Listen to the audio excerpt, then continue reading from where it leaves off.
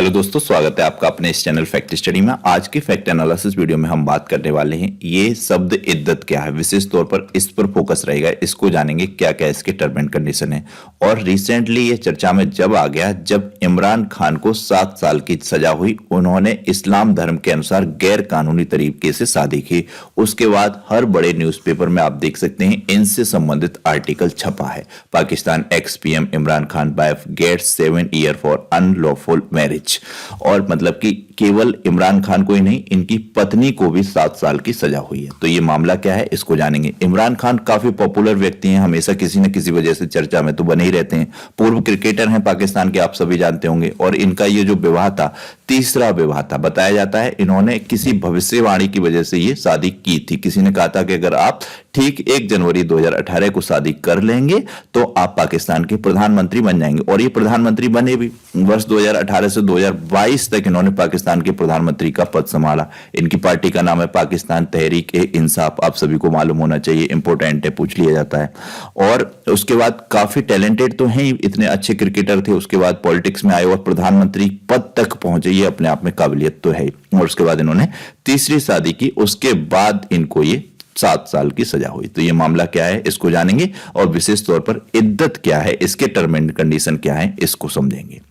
तो पाकिस्तान के पूर्व प्रधानमंत्री इमरान खान और उनकी पत्नी बुशरा को एक ट्रायल कोर्ट ने गैर इस्लामिक निकाह, जिसे इद्दत केस भी कहा गया है, इस मामले में 7 साल की सजा सुनाई है। कोर्ट ने दोनों पर 5-5 लाख रुपए का जुर्माना भी लगाया है। यह सजा रावलपिंडी के सेंट्रल जेल में सुनाई गई। रावलपिंडी एक्सप्रेस के नाम से किसको जाना जाता है, अभी तो नहीं पूछा जाता, लेकिन मुझे पता है आज से 5-6 साल पहले ये क्वेश्चन भी एग्जाम्स में पूछ लिया जाता था, रावलपिंडी एक्सप्रेस। फैसले के वक्त इमरान खान और बुशरा दोनों ही कोर्ट में मौजूद थे। इस मामले की सुनवाई 1 दिन पहले तक हुई थी, जिसके बाद वरिष्ठ सिविल जज ने फैसला सुनाया। इस केस को बुशरा बीवी के पूर्व पति खावर मेनका ने इमरान खान के खिलाफ दायर किया था। इनकी मतलब कि यानी कि इनकी पत्नी का भी पहले से शादीशुदा थी। उन्होंने तलाक लिया नहीं लिया क्या किया, लेकिन इनसे शादी की। और उनके पूर्व पति हैं खावर मेनका, उन्होंने इनके खिलाफ, इमरान खान के खिलाफ केस दायर किया। और दायर याचिका में खावर मेनका ने कहा कि उनकी पत्नी बुशरा बीवी और इमरान खान ने गैर इस्लामिक और अवैध निकाह किया है। तो ये ऐसे में सवाल उठता है कि इद्दत क्या है जिसका इमरान खान और बुशरा बीवी ने पालन नहीं किया। स्पेशल तौर पर ये इद्दत शब्द ज्यादा चर्चा में आ गया। तो इमरान बुशरा का निकाह करने वाले मौलवी ने ही इस केस में जो है गवाही पेश की। मौलवी का नाम था मुफ्ती मोहम्मद शहीद। इन्होंने मामले में गवाही दी। उन्होंने कहा कि इमरान खान 1 जनवरी 2018 को लाहौर में बुशरा बीवी के साथ अपना निकाह करने के लिए आए थे। इमरान ने उन्हें डिफेंस सोसाइटी के एक घर में बुलाया और कहा कि उनकी शादी या निकाह करवा दिया जाए। मतलब इनके जो मौलवी हैं, इन्होंने कहा निकाह करने से पहले मैंने दोनों पक्षों से कई तरह की जानकारियां प्राप्त की थी। मैंने उनसे उनकी पहली शादी और तलाक के बारे में भी पूछा था। और उन्होंने कहा कि बुशरा बीवी के साथ एक महिला आई थी, उन्होंने खुद बताया था कि वह उनकी बहन है। और उन्हें आश्वासन दिया था कि शरिया कानून के तहत शादी के लिए सभी आवश्यकताएं पूरी हो गई हैं। इसके बाद उन्होंने जनवरी में निकाह किया। मुफ्ती सईद ने यह भी बताया कि पूर्व प्रधानमंत्री इमरान खान ने अगले महीने ठीक फरवरी 2018 में फिर से उनसे संपर्क किया था और कहा था कि बुशरा बीवी के साथ नए सिरे से उनका निकाह किया जाए। अनुरोध किया इस बात का, क्योंकि पहले वाला जो निकाह हुआ वो शरिया के कानून के खिलाफ था। उन्होंने बताया कि मुझे बताया गया कि बुशरा बीवी कोई इद्दत के दौरान निकाह हुआ था, क्योंकि नवंबर 2017 में उनका तलाक हुआ और 1 जनवरी 2018 को उनका विवाह हुआ। इस दौरान उनका निद्दत जो टाइम पीरियड होता है, इद्दत जो काल होता है, वो पूर्ण नहीं हुआ था। मुफ्ती ने कहा दरअसल एक भविष्यवाणी थी कि अगर पीटीआई के अध्यक्ष 1 जनवरी 2018 को बुशरा से शादी करेंगे तो वह प्रधानमंत्री बन जाएंगे। तो इन्होंने ठीक एक भविष्यवाणी के चक्कर में ये पूरा का पूरा शादी की 1 जनवरी 2018 को, वरना करने को तो वो पूरे इद्दत का जो टाइम पीरियड होता है उसके बाद कर सकते थे फरवरी में। फिर उन पर ये केस नहीं चलता, ना ही उन्हें सजा होती, ना ही 5 लाख का जुर्माना लगता। लेकिन भविष्यवाणी ऐसी की गई थी कि 1 जनवरी 2018 को अगर वो शादी करते हैं तो फिर वो पाकिस्तान के प्रधानमंत्री बन जाएंगे। ताज्जुब की बात है, वो प्रधानमंत्री बनते भी हैं। लेकिन ये इद्दत क्या है इसको समझते हैं। What is इद्दत? इस्लाम में इद्दत एक नियम होता है जिसे सरल शब्दों में प्रतीक्षा की अवधि या प्रतीक्षा के पीरियड कहते हैं। कहा जा सकता है कि यह अवधि है जिसका पालन एक महिला को अपने पति की मृत्यु के बाद या तलाक के बाद करना होता है। इस दौरान वह महिला किसी अन्य पुरुष से शादी नहीं कर सकती, जिसका मुख्य उद्देश्य पूर्व पति के तलाक या मृत्यु के बाद पैदा हुए बच्चे के पितृत्व के बारे में किसी भी संदेह को दूर करना होता है। इद्दत की लंबाई कई परिस्थितियों के अनुसार अलग अलग होती है।